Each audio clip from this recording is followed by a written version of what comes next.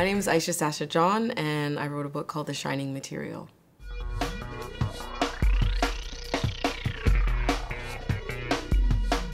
The Shining Material is about art as a spiritual practice for me. It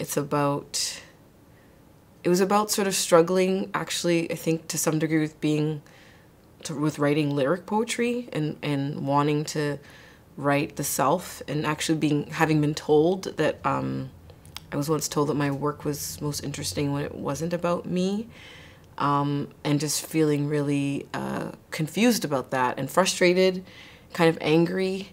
And it's also about self-portraiture was how it actually began. The book was actually first called Self-Portrait With, and it was, I was asking the question, what is a self-portrait? Like what makes a piece of art a self-portrait, other than it featuring the artist? But like what is the ontology really like of a self-portrait, and what would a self-portrait be as a poem? Because is there any distinction between a self-portrait poem and a personal poem? Or like, those were some of the questions I was sort of playing with.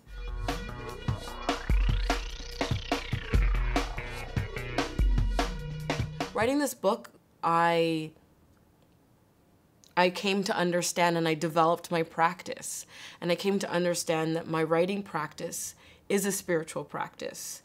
And I guess the shining material is the supernatural, is God, is art, is, yeah, all of those things.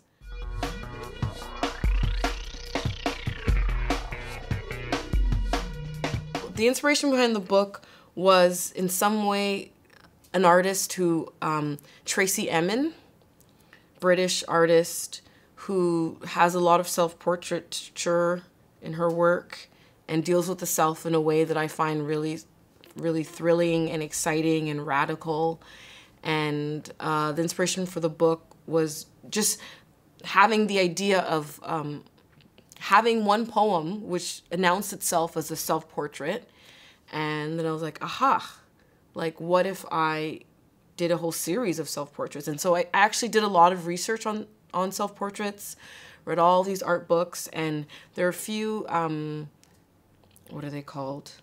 There are a few sort of like classical self-portrait modes, like, you know, self-portrait in absentia, where the artist will actually not be present in the portrait, or, you know, all these different kinds of modes. So at first I was very sort of deliberate, and I tried to do poem versions of these things. And then I realized that that actually wasn't what the book was about. The self-portrait thing was sort of me tricking myself, giving myself this very sort of like palatable, digestible project. Oh, I'm writing poetic self-portraits. It sounds gorgeous and easy, and it's very accessible and makes sense. But really I wanted to explore the self, but I needed this sort of scaffolding in order to do it. So changing the title was about that. It was like, these are not, I mean, even though I mean, there still are a lot of self-portraits in the book.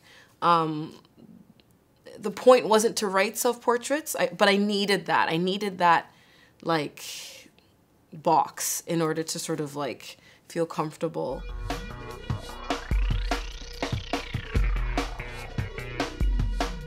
I think my ideal reader is someone who demands excitement and music out of their poetry and wants to be surprised and expects to be thrilled, you know, yeah.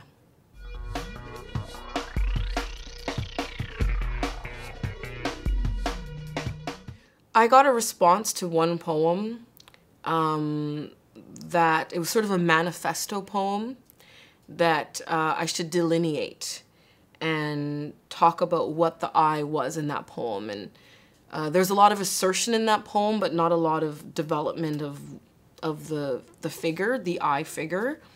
And so self-portraiture ended up being for me a way of self-definition, and self-definition was my technique for decolonizing myself. And so part of the work especially like in the first year of writing it, was this real struggle because I was trying to reconcile who I found myself to be and ideas of myself, of different aspects of my identity that were sort of handed to me that I was not happy with. And I didn't know what to do with the parts of me that fit into stereotypes.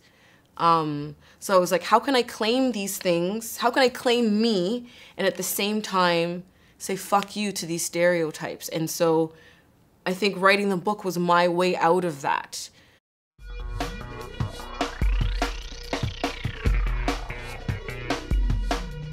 I was inspired by Valerie. He wrote every day for many, many years, and his writings have been collected.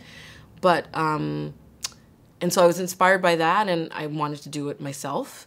But I did actually, up until very recently, not understand myself quite what was going on with the cahiers. Like, I was able to edit them and select them from like the sort of like gut place. But now I understand that in some ways the cahiers are my own found material. So I wrote them, they are from my notebooks, but they're aspects of my notebooks that were alien to me in a way that I was like, oh, I'm gonna steal that. So I wrote them, but they're found material.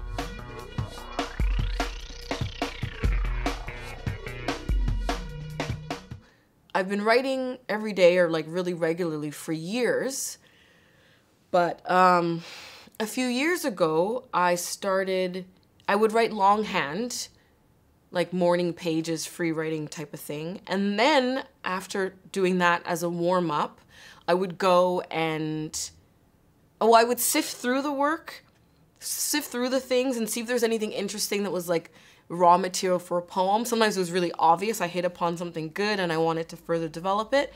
But anyways, I really made this distinction between the sort of like warming up free writing and writing poetry.